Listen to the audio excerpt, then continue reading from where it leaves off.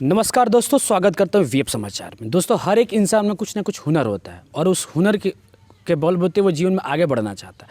आज हम बेहद ही खास शख्स से मिलाने वाले हैं जो बिहार के बेहद ही जाने माने कॉमेडियन हैं और उनके यूट्यूब सफ़र के बारे में बात करेंगे कि उन्होंने कब शुरू किया, क्योंकि आज ये एक छोटे से गांव से बिलोंग करते हैं और लगभग इनके सफ़र की बात की जाए काफ़ी मेहनत और मशक्क़त के साथ ये जीवन में आगे बढ़े हैं।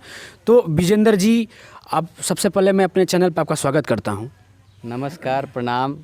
वेब समाचार के सभी दर्शक लोग के वीआईबी विजेंद्र सिंह के तरफ से नमस्कार। सबसे पहले मैं ये जानना चाहता हूं कि आपका ये जो यूट्यूब सफ़र था कब से शुरू हुआ था? पहले तो आप जो हमारा इंट्रोड्यूस करा है उसमें एक शब्द जो बोले हैं, छोटे से गांव। गांव कभी भी छोटा हो ही नहीं सकता है, क्योंकि गांव समाज बनाता है, समाज देश बनाता है।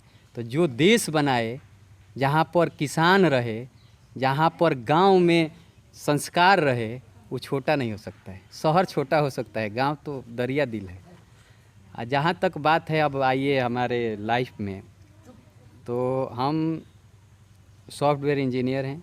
मणिपाल यूनिवर्सिटी से 2002 में हमने सॉफ्टवेयर इंजीनियरिंग किया। उसके बाद ऑस्ट्रेलिया से डिस्टेंस एजुकेशन में IBM से DB2 का कोर्स किया। उसके बाद हम कंटिन्यू 99 से इस लाइन में हैं। तो 2000 से 2014 तक टी सीरीज़ में एज ए डायरेक्टर रहे हम, वीडियो डायरेक्टर। और हमने बहुत सारे, समझिए कि मुन्ना सिंह से लेके मुन्ना सिंह, भरत शर्मा, गुड्डू रंगीला, पवन, ये सारे लोग का डायरेक्शन हमने किया है, वीडियो बनाया है। उसके बाद 2016 में 14 में हमने अपना कंपनी लॉन्च किया, आकांक्षा म्यूजिक। 2016 में जब इंडस्ट्री दो ही तरीक़ा से चल रही थी। एक तरीक़ा था फिल्म, जहाँ पर 2.5-3 घंटे जाइए, भोजपुरी फिल्म देखिए, और फिल्म से औरत और जो एजुकेटेड लोग थे वो करीब करीब भोजपुरी से भाग रहे थे, क्योंकि उसमें गंदगी बहुत ज़्यादा परोसा जा रहा था। आप फिल्म अपने परिवार के साथ देख नहीं सकते थे। और दूसरा ऑप्शन था गाना, भोजपुरी, जहाँ पर गायकों को बेइज्जत के साथ, गाली के साथ और माने इज्जत के साथ लोग नहीं देखना पसंद करता, और दोनों परिवार से एकदम अलग हट रहा था। 16 में मजाक में ही, हम अपने को तो एक्टर नहीं बोलते हैं, एक्सीडेंटल एक्टर बोलते हैं, मजाक में हमने एक ये वेब सीरीज़ टाइप का, यानी शॉर्ट फिल्म टाइप का सोचा। उस टाइम पूर्वांचल में कोई शॉर्ट फिल्म नहीं बन रही थी। पूर्वांचल यानी इलाहाबाद से इधर यूपी, बिहार, बंगाल और ये उड़ीसा, इस एरिया में कोई भी शॉर्ट फिल्म नहीं बन रही थी। ना लोग जान रहा था कि शॉर्ट फिल्म भी कोई होता है, या तो फिल्म होता है या तो गाना होता है। तब हमने एक सबसे पहले एक छोटा सा वीडियो बनाया था, मात्र 36 सेकंड का था, व्हाट्सअप और बाड़ू का। व्हाट्सअप चलावे लूँ ना, हम साइकिल चलावे नहीं, और वो रातों रात बहुत हिट हुआ। उसके बाद ये ट्रेंड ही हो गया, और आज देखिए कि आज शॉर्ट फिल्म करीब 200 चैनल हैं, लोग हर लोग को देखिए शॉर्ट फिल्म बना रहे हैं। एक नया प्रॉपर्टी आ गया, नया चीज़ आ गया, मतलब कि एक नया जनरेशन की शुरुआत हो गई। और हमारा जो वीडियो होता है, हमने वो चीज़ पकड़ा जो व्यंग के माध्यम से समाज को उजागर करना। घर का झगड़ा हो या घर में जो, हमारे हर वीडियो में एक संदेश होता है। हमारा वीडियो आप परिवार के साथ देख सकते हैं।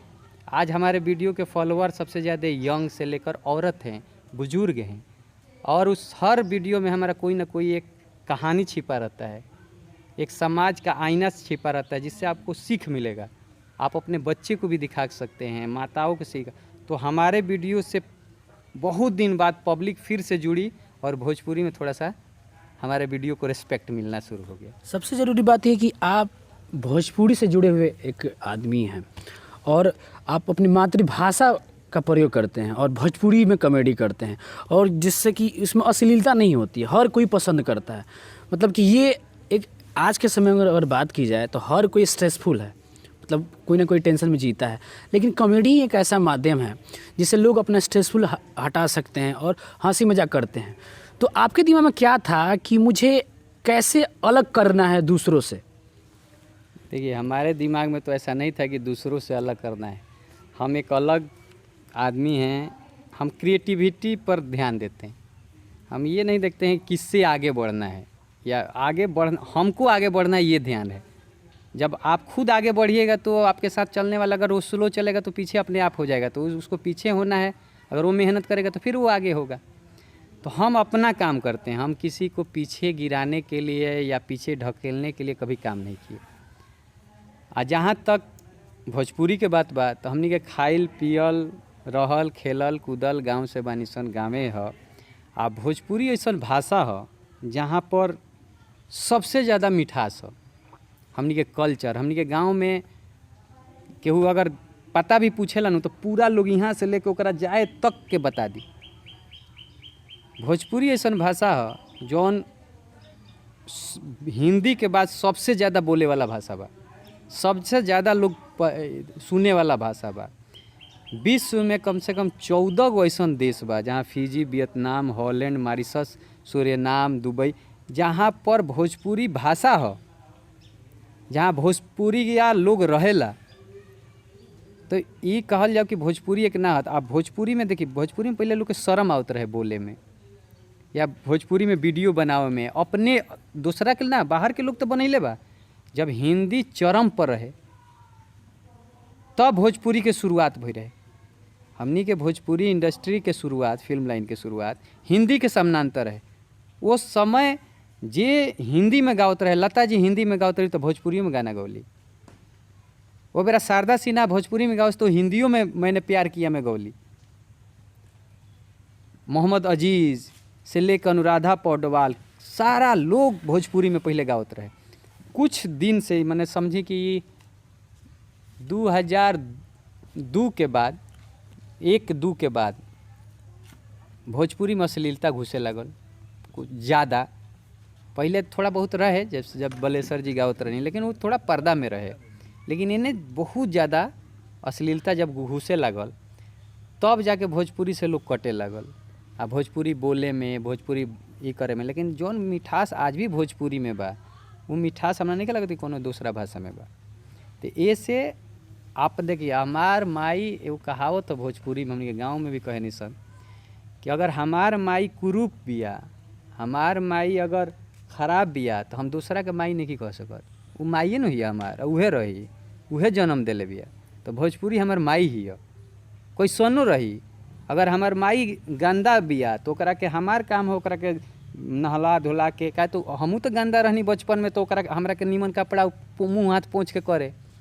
तो अगर वो खराब हो गई बिया, बुजुर्ग हो गई बिया, अगर ओकरा पर कोनो दाग लोग लगावता तो हमार काम ओकरा के साफ कइल, बाहर के तो साफ करे ना आई। तो हम अपना भोजपुरी के चाहत तनी कि हमनी के ऐसा एगो माहौल बनो कि भोजपुरी फैन से कुछ नहीं के, भोजपुरी बहुत अच्छा बा।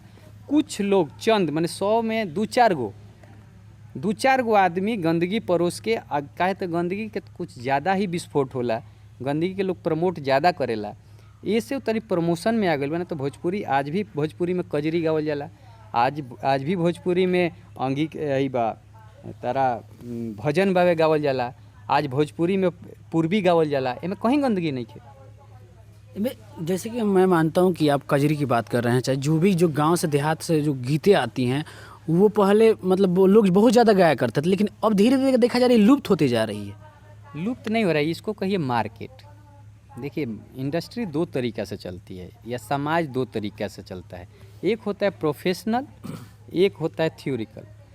तो आदमी आज पैसा कमाने के पीछे लग गया। आज देखिए, हम ये नहीं कहेंगे कि पूरा का पूरा गलती गायकों में ही है या कंपनी मालिकों में ही है कि गंदगी परोसा जा रहा है। आज गंदा गाना अगर आता है कोई तो रातों रात मिलियन में चला जा रहा है, यानी पब्लिक कहीं ना कहीं तो उसको देख रही है। अगर पब्लिक सीधे नेगलेक्ट कर दे तो कल से वो गाना गाएगा ही नहीं। अगर हम समझ ले कि ये कीचड़ है तो कीचड़ में हम पैर डालें ही नहीं तो हमको पानी की ज़रूरत ही नहीं पड़ेगा। तो इसमें थोड़ा सा पब्लिक भी सचेत हो जाए कि जो गंदगी, जो लोग गंदा गा रहे हैं या जो भोजपुरी को गंदा कर रहे हैं उनको समाज से बहिष्कृत कर दे। जैसे गांव में कोई आदमी खराब हो जाता है तो उसको लोग बहिष्कृत कर देता है ना, वैसे उन लोग को जब बहिष्कार होना शुरू हो जाएगा तो अपने आप धीरे धीरे स्वस्थ हो जाए। अब एक बैग तो आप चाहिएगा कि कोई समाज एक बैग अच्छा हो जाए, नहीं हो सकता है, क्योंकि घाव को भी भरने में ट्रीटमेंट करते करते घाव भरता है। तो ऐसे ही अगर कुछ लोग आएंगे और पब्लिक भी थोड़ा सा एक्टिव हो और गंदगी को धीरे धीरे हटाए, हट जाएगा। लेकिन देखा जाता है कि इसमें अक्सर देखा जाता है जो जो अश्लील भरी गाने होती है वो बेटी बहुओं पर अधिकतर देखा जाता है कि बेटी बहुओं पर अधिकतर गीत गाया जाता है और काफ़ी फूहड़पन लगता है। और आज के अगर बिहार, उत्तर प्रदेश या झारखंड के युवाओं की अगर बात की जाए, अगर कोई गायक बनना चाहता है, वो चाहता है कि मैं रातों रात स्टार बन जाऊँ, कैसे बनूँ, तो उनका एक पॉइंट ऑफ व्यू रहता है कि मैं फूहड़पन गीत गाऊँ और फूहड़पन से मैं स्टार बन जाऊँ। तो कहीं ना कहीं उनके दिमाग में ये नहीं रहती कि जो मैं फूहड़पन गीत गा रहा हूँ उससे कुछ अलग हट के करूँ। देखिए, अब इसमें तो हम ज़्यादा नहीं बोल पाएंगे, क्योंकि फूहड़पन, हम एक चीज़ इसमें बोलेंगे कि गंदे चीज़ का कभी भी ज़्यादा दिन टाइम नहीं रहता है। अगर मान लीजिए मोरी है तो सड़ेगा, महकेगा, तो ज़्यादा दिन नहीं रह सकता है। फूल हमेशा रहता है। तो आज देखिए, जो आदमी, जो भी गायक, जैसे शारदा जी हैं, आज से 20 साल पहले भी स्टार थी, आज भी हैं और कल भी रहेंगी। लेकिन जो आदमी फूहड़ गाया, जो गंदा गाया, वो कल नहीं रहेगा, वो ख़त्म हो जाएगा। फूहड़ गाइएगा तो साल भर चलिएगा, 6 महीना चलिएगा। तो जो लड़के ये सोच रहे हैं कि हमको रातों रात स्टार बनना है, तो वो गंदगी पे आते हैं, गंदा गा के वो स्टार बनते हैं, लेकिन वो चल नहीं पाते। लेकिन अच्छा चीज़ का हमेशा ग्रोथ अच्छा ही होता है। तो हम तो कहेंगे कि आप लोग भले टाइम लगे, लेकिन कोई भी काम शॉर्टकट तरीका से मत जाइए। लिफ्ट में जाना ठीक है, लिफ्ट में जाइए, बटन दाबिए, 10 मंजिला पर सीधे चल जाएगा। सीढ़ी में जाने में थोड़ा तकलीफ लगेगा, मेहनत लगेगा। लेकिन लिफ्ट में अगर लाइन कट जाएगा तो आप जो वहीं का वहीं फंसे रह जाइएगा। तो जो भी लड़के आ रहे हैं, अब पहले नहीं है, बीच में था, अब थोड़ा थोड़ा धीरे धीरे सुधार हो रहा है और लोग अच्छाई के तरफ आने लगे हैं और गंदगी के लोग बहिष्कार कर रहे हैं। धीरे धीरे पब्लिक समझदार हो रही है, नेगलेक्ट कर रही है, विरोध हो रहा है, तो सही हो जाएगा। ये नहीं है कि वो हमेशा खराबे रहे। मैं राजनीति में आता हूँ, सुनने में आ रहा है कि आप रुकुंदीपुर पंचायत के भावी मुखिया प्रत्याशी हैं। एक इतने बड़े स्टार आखिर क्या सोचकर राजनीति में आना चाहते हैं? अरे स्टार नहीं है भाई, हम भाई हैं। आपको लग रहा है कि हम स्टार हैं? हम स्टार कोना बात के, आज ले हमरा में ना लगल कि हम स्टार हैं। ये तो देखिए, ये तो चढ़ावे वाला बात हो गई। राजनीति और कलाकार, अब कहें तो दोनों एक ही चीज़ है। नहीं, राजनीति और मतलब कि अभिनेता का बड़ा करीब, नेता नेता में अभी लगे तो अभिनेता, मतलब हाँ, ये काफ़ी नेता करीब जुड़ा हाँ, है। नेता अभिनेता दोनों एक ही चीज़ है। अभिनेता के भी अपना कला के माध्यम से पब्लिक से जुड़े के पड़ेला, नेता भी अपना टैलेंट के बस से पब्लिक से जुड़ेला। नेता बने के राजनीति में आवे के अभी तक खैर ख्याल ना रहे, लेकिन जब हम गांव पे आईनी, पिछला 2-3 साल से जब हम आवत रहनी है, तो लोग अपना पंचायत के ही बोली कि चाहे बाहर के भी लोग बोली। बहुत लोग तो कही कि विधायकी काहे नहीं लड़त, तो मुखियाई काहे नहीं लड़त। तो हम कहनी कि अरे हम ये कलाकार हैं, सन कलाकार बा, ठीक बा जी जे करता। लेकिन बहुत सारा हम समस्या ये देखनी, जौन जड़ स्तर पर जौन सरकार से मिले के चाही उ मिल नहीं के पावत। तो हमरा के, हम जब आपकी छठ में आई रहनी, तो हमरा गांव के ही और कुछ अगल बगल के लोग आइल आ कहलक कि विजेंद्र जी आपकी तरह बउआ लड़े के बा चुनाव मुखिया के। तो हम कहनी कि अच्छा हम देखो तनी। तो यहाँ देखिए, मुखिया जे भी बनता है ओकरा लागत नु कि वो अपना घर से अपना बाबूजी के कमाइल पैसा पब्लिक के देता। अगर केहू के एगो वृद्धा पेंशन करा देता तो लागत ओकरा पर उपकार कर दिल बा। केहू के अगर एगो घर पास करा दिल, लागत कि ओकरा के बन्हकी धली, वो अपना दुआर पर ओकरा से झाड़ू मरवावल, पोछा मरवावल, चाय बनवावल, ओकरा के नौकर बना के रख दिले बा। हेती काम खातिर आदमी मुखिया जी के पीछे दौड़ता। ई नहीं के पता कि मुखिया बनले बड़ा वही खातिर। तो मुखिया बनल काहे बड़ा? जब देश में फिर से पंचायती राज का शुरुआत हुआ, तो पंचायती राज क्या हुआ? देश में 3 ही होते हैं, एक प्रधानमंत्री, एक मुख्यमंत्री, एक मुखिया। 3 के पास ही संविधान इतना पावर देता है जो डायरेक्ट पब्लिक का काम करे। पंचायती राज का गठन क्यों हुआ? जब ऊपर से फंड आई तो या तो सांसद लगे या तो विधायक लगे जाके फंस जाता ला। वो गांव तक ना पहुँची। तो गांव खातिर फेन से पंचायती राज के गठन भइल कि गांव के हर घर में पहुँचो सामान। तो मुखिया के भइल, मुखिया के कहलक कि मुखिया के काम हो कि हर घर में बिना जाति धर्म देखल ऊंच नीच आपन देसर, अगर तू जीत गइल बड़ा, अगर हम रुकुंदीपुर पंचायत से चुनाव लड़तनी तो 9,500 लोग हमार हो, वो हमरा के वोट देव मत देव। वोट देला से वो हमार ई ना होई कि हमार हवे आ वोट ना दी तो हमार ना हो। 9,500 लोग हवे तो हो, हमारा 9,500 के काम करे के बा। हमरा का करे के बा, मुखिया एगो बीच के कड़ी हो, सरकार के फंड और गरीब आदमी के बीच के कड़ी हो। ई सारा फंड लिया के गरीब के देवे के बा। अगर मान ली हम सरकार के कोनो फंड लेके कोनो गरीब के वो घर बनवा देतनी तो में हमार कोनो बड़ा योगदान नहीं है, ओकरे खातिर आई रहल, बस हम ओकर एगो जरिया बन गनी मुखिया। आज उहे लोग नहीं के करत। आज का करता लोग, जात के नाम पर धर्म के नाम पर बैकवर्ड फॉरवर्ड नाली झगड़ा। आज टोला टोला में लइका सन के आपस में लड़वा दो। मुखिया के काम आज रह गइल बा टोला टोला में आपस में लइका सन के लड़वा दो, ओकरा से अलग बात करो, ओकरा से कान फूसी जाके अलग से बात करो, दोनों लड़ी लो, दोनों जना के वोट लो, 5-7 चुतिया बनाओ। गरीब के एगो बाथरूम नहीं खे बनत, सब लोग जानता। एगो 12,000 देवे में ओमे कितना घूस चलता लोग जानता। एगो घर देवे में आधा से ज़्यादा लोग घूस ले लेता। एगो गरीब के घर नहीं खे बनत। हमारा पंचायत में चाहे पूरा बिहार में पंचायत में आइल बावे, जहाँ सबसे ज़्यादा गांव में झगड़ा कथी के होला, नारी के मोरी के झगड़ा सबसे ज़्यादा। हर मोहल्ला में जाए तो झगड़ा कथी के होली, तो मोरी के झगड़ा भइले। सरकार वो खातिर निकल कि जेकर मोरी बावे ओकरा अगल बगल सरकारी चीज़ नहीं खे तो ओकरा के सोख्ता देहल जाई। हमारा पंचायत में घूम के देखी तो कई आदमी के सोख्ता मिलल है।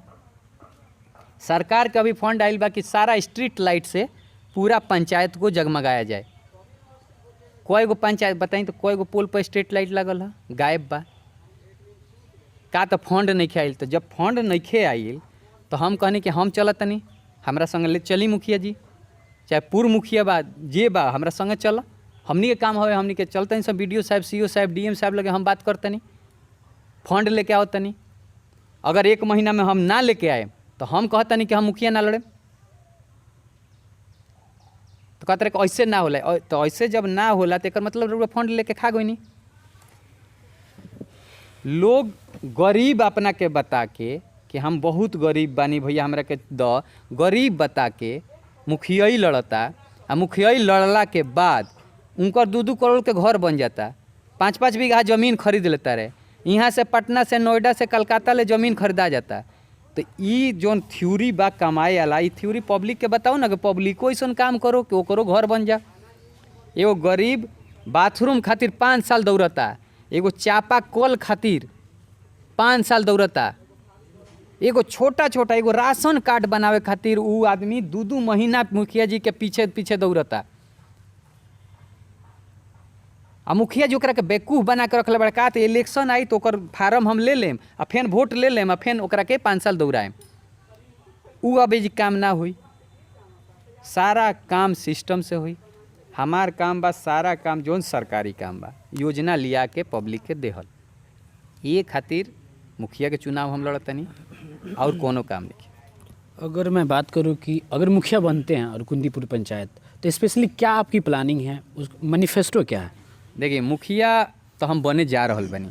जहाँ तक सबसे ज़्यादा आज युवा हमारा संगे बढ़े, औरत लोग बावे, और जे भी पंचायत में आज हमारा पंचायत में घूम के देखिए 20 साल में कोनो काम नहीं खे। दूसरा जौन हम कहतनी कि बिहार में इतने फंड में 5 गो मुखिया आदर्श ग्राम के अपन गांव के लेके चल जाता रहे, राष्ट्रपति तक पुरस्कार दिवा देता रहे। हमार मुखिया लोग काहे ना दिवैलक? हमार रुकुंदीपुर पंचायत मुहगर हो, यहाँ हर आदमी में टैलेंट बा। रुकुंदीपुर पंचायत के नाम रहल बा, लेकिन यहाँ 20 साल में कोनो विकास नहीं। एगो रोड खातिर यहाँ झगड़ा होला, कहीं जाए 5-5 साल 10-10 साल लाग गई, कामे नहीं खे होत। या तो मुखिया के काम करावे नहीं खे आवत, या तो काम ले नहीं खन पाओ सरकार से, या तो कराओ तरे तो घोटाला होता, कुछ तो होत हुई। हम जब घूमनी है अपना क्षेत्र में तो सबसे ज़्यादा हमरा मिलल है कि जौन राशन कार्ड बा, जौन सरकार के एकदम पहिला बा कि जे भी गरीब बा ओकरा के राशन मिले के चाहिए, कोई आदमी भूखा ना सोए के चाहिए। बहुत लोग के तो राशन कार्ड बा तो ओकरा राशन नहीं मिलत, बहुत लोग के नामे कटवा दहल बा, बहुत सारा राशन कार्ड हटवा दहल गई। काहे तो उ हमरा के वोट ना दिले इनकर हटा दो, हऊ वोट दिले उनकर जोड़ दो। इसमें भी राजनीति राजनीति इतना हद तक है कि कफन का पैसा में भी मुखिया और जो हमारे उनके दलाल हैं वो भी उसमें से 500। अब बताइए, जो आदमी कफन के पैसा में भी दलाली खा रहा है उसको मुखिया बनने का हक है? जो आदमी वृद्धा पेंशन कराने के लिए 200 रुपया एक 60 बरस बुजुर्ग से जिसको दिखता नहीं है, जो चल नहीं सकता, उससे 200 रुपया कमीशन खा रहा है, उसको मुखिया बनने का हक है? आप जब इलेक्शन आता है तो 10 लाख 15 लाख बांट सकते हैं, 10 लाख का दारू पिला सकते हैं। आप क्या कहें कि अपने यहाँ एक फौज बनाकर और लोगों में रातों रात पैसा बंटवा के मुखिया बन सकते हैं। तो आप काहेला वही पैसा आप काम करिए ना, वही फंड उठा के पब्लिक में काम कर दीजिए। हम कहते हैं कि किसी को खड़ा नहीं होना पड़ेगा, मांगने से वोट नहीं मिलता है, आपको हम बता दें। काम अगर आप कर दीजिएगा ना तो लोग खुद खड़ा होकर कहेगा कि बाबू रोका, वोट तोहरे के दे। आज अपने पंचायत में 5 करोड़ का फंड है ना, मुखिया के हाथ में 5 साल में। मुखिया के हाथ में हमारे पंचायत में देखिए, एक कटवार गांव है, एक धनौता है, एक रुकुंदीपुर है, एक रंगरौली गांव है, एक भरोस कुंवर के टोला, एक छोटा सा है। 5 करोड़ रुपया अगर पंचायत में खर्चा हो गया होता, अगर गांव पीछे 1 करोड़ खर्चा हो जाए, चलिए 1 करोड़ नहीं 50 लाख खर्चा हो जाए, तो क्या मुखिया को वोट मांगना पड़ता? क्या मुखिया अपने घर से लगा रहे हैं? सरकार का फंड उठाना था और खर्चा कर देना था। फिर लोग जाके मुखिया के दरवाजे बोलते कि मुखिया जरूर खड़ा हो कि हमनी के वोट देम सर। क्या कारण है कि लोग 5-5 साल मुखिया रह गए तब पर भी आपको वोट के लिए पैर पकड़ना पड़ रहा है? कुछ तो आप में डिमेरिट है, कुछ तो आप नहीं कर पा रहे हैं। बहुत लोग करे ये हमारा का वोट ना दहले तो इनकर काम ना करे। जब हम लोग चुनाव लड़ रहे हैं तब हमको लग रहा है कि ये मेरा पार्टी है, ये मेरा पार्टी है। लेकिन जब हम मुखिया हो गए या विधायक हो गए या सांसद हो गए, जो जीत गया तो पूरे के लिए ना हुआ। आज जो मुखिया हैं, चाहे पूर्व मुखिया जो हैं, वो तो पूरे पंचायत के लिए मुखिया हैं, उनका तो विपक्ष कोई नहीं होना चाहिए। हम रोड अगर मान लीजिए बनवा रहे हैं तो इस पर तो 10 गांव के लोग भी आएंगे। ये तो नहीं है कि वही आदमी जाएगा जो आपको वोट दिया है, दूसरा नहीं जाएगा। अब इस बदले हम वो रोड नहीं बना रहे हैं कि ये टोला के लोग हमको वोट नहीं दिए थे, तो ये तो अगले बार भी ये होगा। तो आपको इसलिए तो मुखिया नहीं बनाया गया। मुखिया आपको बनाया गया कि सरकारी फंड लाइए और काम कराइए। आप उतना भी नहीं किए। करप्शन, मैंने पंचायती राज में करप्शन तो हद तक, ये करप्शन नहीं कहा जाएगा, ये मुंह देखावल काम होला। दूसरा बात, मुखिया मैंने लोग चुनेला कि मुखिया हमार भइल तो कोनो सुख दुख में जब झगड़ा झंझट चाहे कोनो बात हुई तो हम मुखिया लगे दौड़ के जाए, मुखिया जी हमार बात सुनी है और वहाँ के पंचायती करे। आज तो मुखिया लोग पंचायती में बैठबे नहीं करत लोग, वो खुदे भागता रहे। मुखिया के झगड़ा दरोगा जी सुलझावता रहे, सीओ सुलझावता रहे, वीडियो लगे जाता, लोग केस हो जाता। हम अपन रुकुंदीपुर पंचायत ये बनावे के चाहतनी कि हमारा रुकुंदीपुर पंचायत में पहले तो झगड़ा नाम के चीज़ ना होखे। जहाँ कोनो कैसनो झगड़ा होखे हमारा लगे आवे, हम जाए हाथ जोड़े समझाए। झगड़ा से कोई चीज़ सॉल्व हुआ? झगड़ा सॉल्व हुई तो विश्व युद्ध 4 गो करके ना ख़त्म कर दिया। बाद में कंप्रोमाइजे होता है सब चीज़ का। तो शिक्षित बनावल, समझावल, ई काम हो। मुखिया में करही ना, मुखिया तो उल्टा और 5 गो लड़का के फंसाव के चक्कर में बढ़े कि वो अरे वो वोट देख रहा अपना ही और नहीं खे, ओकरा यहाँ 2 गो दारू रखवा के ओकरा के पकड़वा दे, तो फलाना के हेमे पकड़वा दे, तो ओकर पटीदार से पटीदार के झगड़ा लगवा दे, तो ओकर जमीन हुआ में बेचवा दे। ये मुखिया बनने लायक लोग है? आप ही बताइए। बहुत बहुत धन्यवाद। आप लोगों ने देखा ग्रेट कॉमेडियन जो बिहार के जाने माने हैं VIV विजेंद्र, ये अपने यूट्यूब सफ़र के बारे में बताया और यूट्यूब सफ़र के बाद अब ये राजनीति सफ़र में आ चुके हैं अब ये एक नई विचारधारा के साथ चुनाव लड़ना चाहते हैं, विकास की बातें करना चाहते हैं और चाहते हैं कि मैं अपने पंचायत में कुछ परिवर्तन करना चाहता हूँ, क्योंकि ये जो मेरा पंचायत है किसी मतलब बड़े स्तर पे मेरा पंचायत दिखे। दोस्तों, आप देख रहे थे वेब समाचार। नमस्कार।